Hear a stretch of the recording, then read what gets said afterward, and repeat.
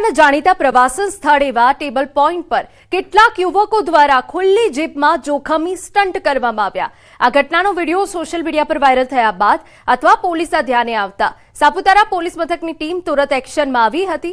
પોલીસે જાહેર સ્થળે લોકોના જીવ જોખમમાં મૂકીને સ્ટન્ટ કરનાર ગાડી ચાલકને ઝડપી પાડ્યો અને તેની સામે કાયદેસરની કાર્યવાહી હાથ ધરી। પોલીસ દ્વારા કરવામાં આવેલી આ કામગીરીનો હેતુ પ્રવાસન સ્થળો પર શિસ્ત જાળવવાનો અને અકસ્માતોને રોકવાનો છે। પકડાયેલા શખ્સ અને તેની જીપ સાથેનો ફોટો પણ પોલીસ દ્વારા જાહેર કરવામાં આવ્યો, જે અન્ય લોકો માટે એક ચેતવણી સમાન છે। ટેબલ પોઈન્ટ જેવી જગ્યાઓ પર મોટી સંખ્યામાં પ્રવાસીઓ આવતા હોય છે, ત્યારે આવા સ્ટન્ટ કોઈ મોટી દુર્ઘટનાને નોતરી શકે છે। સમાચારમાં વાત હવે રાજકોટની, તો ખાદ્ય પદાર્થોની ગુણવત્તા બાબતે તંત્ર દ્વારા સઘન ચેકિંગ। બાવળીની રાધેકૃષ્ણા ડેરીમાં દૂધનો નમૂનો ફેલ, ફૂડ વિભાગની લેબોરેટરીમાં દૂધ અખાદ્ય હોવાનું બહાર આવ્યું। દૂધનો નમૂનો ફેલ થતા કડક કાર્યવાહી હાથ ધરાઈ। આરોગ્ય વિભાગે શહેરના 23 ફૂડ વેપારીઓની ત્યાં દરોડા કર્યા હતા। 3 ધંધાર્થીઓને ફૂડ લાયસન્સ બાબતે કડક સૂચના અપાઈ છે। લોકોના સ્વાસ્થ્ય સાથે ચેડા કરનારા વેપારીઓમાં ફફડાટ।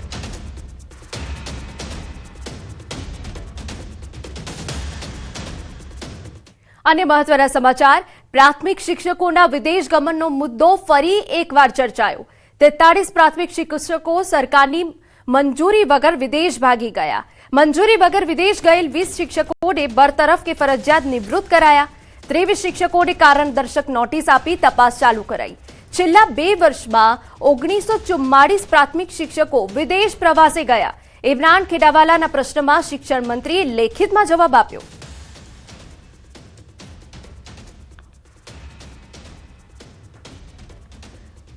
વિધાનસભામાં પૂછાયેલા પ્રશ્ન પર મંત્રીએ આ જવાબ આપ્યો છે અને 43 પ્રાથમિક શિક્ષકો સરકારની મંજૂરી વગર વિદેશ ગયા હોવાની વિગત છે। 20 બરતરફ કે ફરજિયાત નિવૃત્ત કરાયા હોવાની પણ અહીંયા વિગતો સામે આવી રહી છે અને 23 શિક્ષકો એવા છે કે જેઓને કારણદર્શક નોટિસ આપવામાં આવી છે। આપને જણાવી દઈએ કે ઇમરાન ખેડાવાલાના પ્રશ્ન પર શિક્ષણ મંત્રીએ આ જવાબ આપ્યો છે અને આ જે મુદ્દો છે આ પહેલા પણ ચર્ચાયો હતો। વિદ્યાર્થીઓના ભવિષ્યને લઈને પણ અહીંયા સવાલ ઊભા થયા હતા, પરંતુ હવે એક આંકડો સામે આવ્યો છે અને 20 જે શિક્ષકો છે તેમને બરતરફ કે ફરજિયાત નિવૃત્ત કરાયા। 23 શિક્ષકોને કારણદર્શક નોટિસ આપવામાં આવી।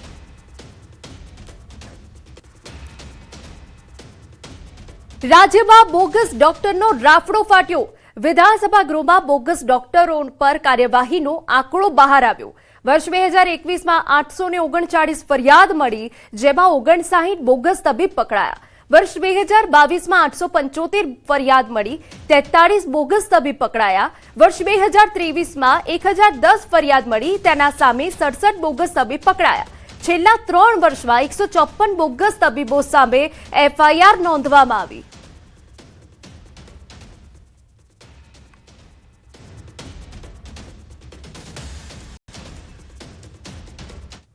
સમાચારમાં આગળ વધીએ।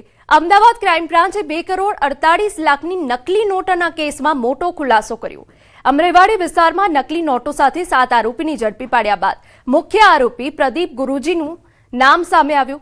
તપાસમાં ખુલાસો થયો કે નકલી નોટો બનાવવા માટે જરૂરી ખાસ પેપર ચીનથી મંગાવ્યા હતા, જેના બદલામાં હવાલા મારફતે 17,50,000 રૂપિયા મોકલવામાં આવ્યા। નકલી નોટોના ધંધામાં થયેલી આવકમાંથી 50% હિસ્સો આરોપી પ્રદીપ રાખવાનો હતો અને બાકીની રકમ અન્ય આરોપી વચ્ચે વહેંચવાની યોજના હતી।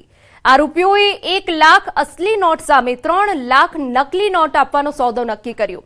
હાલ પોલીસે સમગ્ર રેકેટ અને બજારમાં ફરતી નકલી નોટોને લઈ તપાસ તેજ કરી છે।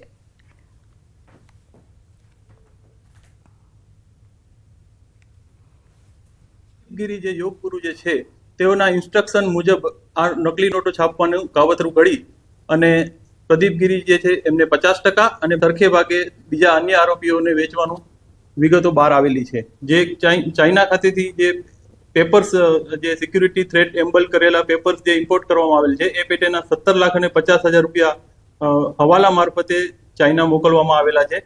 જેની કયા આંગળીયા મારફતે મોકલવામાં આવી એની હજી વિશેષ તપાસ હાલમાં ચાલુમાં છે। સમાચાર અમદાવાદમાંથી। અમરેવાડીમાં અસામાજિક તત્વોનો આતંક। રિક્ષામાં તોડફોડ કરી રિક્ષામાં સવાર યુવકને માર માર્યો। સમગ્ર ઘટનાના સીસીટીવી સામે આવ્યા। પોલીસે સમગ્ર મામલે વધુ તપાસ હાથ ધરી છે।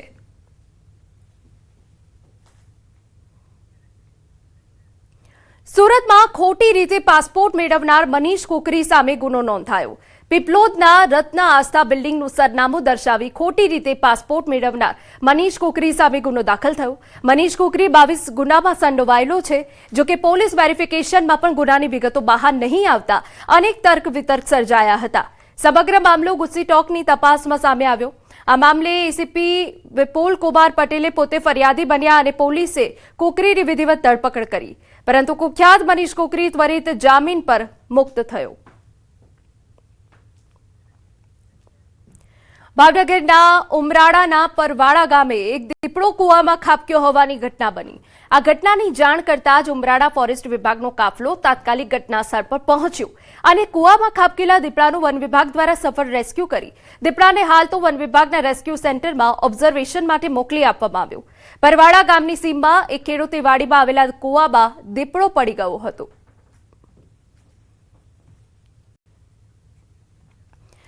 સમાચારમાં વાત સુરતની. સલાબતપુરા વિસ્તારમાં વ્યાપારી ઉઘરાણીના મામલે એક હૃદયદ્રાવક ઘટના સામે આવી, જેમાં 2.5 કરોડની વધુની લેણી રકમ ન મળતા અને સામે પક્ષે પોલીસ કેસની ધમકી આપતા 32 વર્ષીય યુવકે સુસાઇડ નોટ લખી ઝેરી દવા પી આપઘાતનો પ્રયાસ કર્યો. હોટફિક્સ મશીનનું કામ કરતા આ યુવાનને હોસ્પિટલમાં મરણ પથારીએ જોઈ તેની માતાએ પણ આપઘાતમાં ઝેર ગટગટાવતા ચકચાર મચી. કાપડ વેપારી દ્વારા નાણાં ચૂકવવાને બદલે આપવામાં આવેલા માનસિક ત્રાસના કારણે હાલ માતા અને પુત્ર બંનેની હાલત નાજુક છે. હાલ સમગ્ર ઘટનાને લઈ વેપારી આલમમાં ચર્ચાનો વિષય બન્યું છે.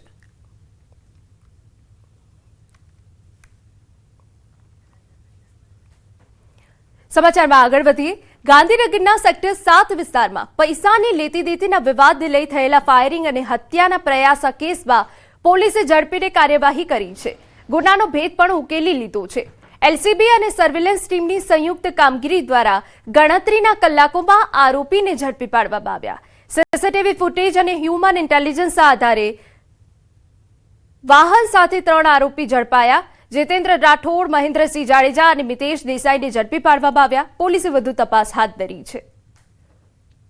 ગાંધીનગરના ગર્ભ સર્કલ પાસે પૈસાની લેતી દેતીના એક મેટરમાં ફાયરિંગનો ઇન્સિડન્ટનો બનાવ બન્યું હતું. આ ફાયરિંગના ઇન્સિડન્ટમાં આરોપી મિતેશ દેસાઈ ઈજા પામનાર પ્રદીપસિંહ જાડેજા ઉપર ફાયરિંગ કરેલી હતી. ઈજા પામનાર પ્રદીપસિંહ જાડેજા અત્યારે સિવિલ હોસ્પિટલમાં દાખલ છે અને સારવાર હેઠળ છે. પોલીસની તપાસમાં અત્યાર સુધીમાં ટોટલ 3 લોકોની અટકાયત કરવામાં આવી છે, જેમાં ફાયરિંગ કરવાવાળા મિતેશ દેસાઈ પણ સામેલ છે અને પોલીસની વધુ તપાસ અત્યારે ચાલે છે. સમાચારમાં આગળ વધીએ. મિડલ ઇસ્ટમાં હજુ પણ સંઘર્ષ યથાવત છે. ઇઝરાયેલના આર્થિક કેન્દ્ર ગણાતા તેલ અવીવમાં હજુ પણ સાયરનો વાગી રહ્યા છે. મહત્વનું છે કે ઈરાને તેલ અવીવ સહિતના અનેક શહેરો પર એકસાથે અનેક મિસાઇલો છોડી હતી, જેના કારણે સમગ્ર દેશમાં ખતરાની સાયરનો ગુંજી હતી. ઈરાને પણ તેલ અવીવ પર હુમલાની વાત સ્વીકારી છે. હુમલાની તસવીર ન્યૂઝ 18 ગુજરાતીના કેમેરામાં કેદ થઈ. तो बज गया है फिर से यहाँ पे सायरन और अब लोग बंकरों में जा रहे हैं. एक के बाद एक जो है मिसाइल अटैक लॉन्च किए जा रहे हैं ईरान की तरफ से. और आप देख सकते हैं कि किस तरीके से लोग बंकरों की ओर भाग रहे हैं और अभी बंकर में छुप रहे हैं.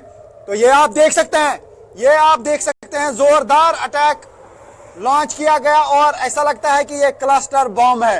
ये देख सकते हैं आप, ये क्लस्टर बॉम्ब का इस्तेमाल फिर से किया गया है और ऐसा ही लगता है कि बिल्कुल हमारे सर के ऊपर से ये आ रहा है.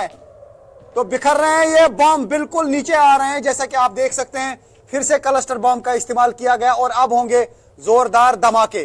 तो ईरान की तरफ से फिर से इसराइल पर एक जोरदार मिसाइल अटैक किया गया. इस बार टेल अवीव पे फिर से अटैक किया गया.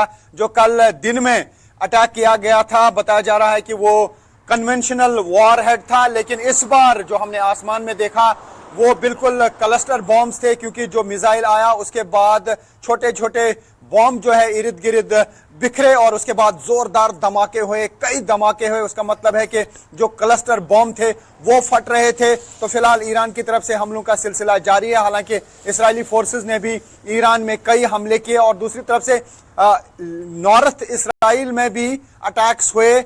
हिजबुल्लाह की तरफ से करीब 38 रॉकेट्स दागे गए नॉर्थ इसराइल पर. वहां पर एक महिला की मौत हुई है और कई लोग जो हैं वो घायल हुए हैं. 38 रॉकेट्स दागे हिजबुल्लाह ने नॉर्थ इसराइल पर, और अभी अभी जो हमला ईरान की तरफ से किया गया वो टेल अवीव पर ये मिसाइल दागा गया, और हमने देखा कि ये क्लस्टर बॉम्ब था। कन्वेंशनल वॉरहेड का इस्तेमाल कल टेल अवीव पे किया गया था, और अब फिर से ईरान की तरफ से क्लस्टर बॉम्ब्स का इस्तेमाल किया गया। સમાચારમાં વાત હવે સુરતથી કરીએ તો શહેરમાં માનવતાનો અત્યંત સ્પર્શ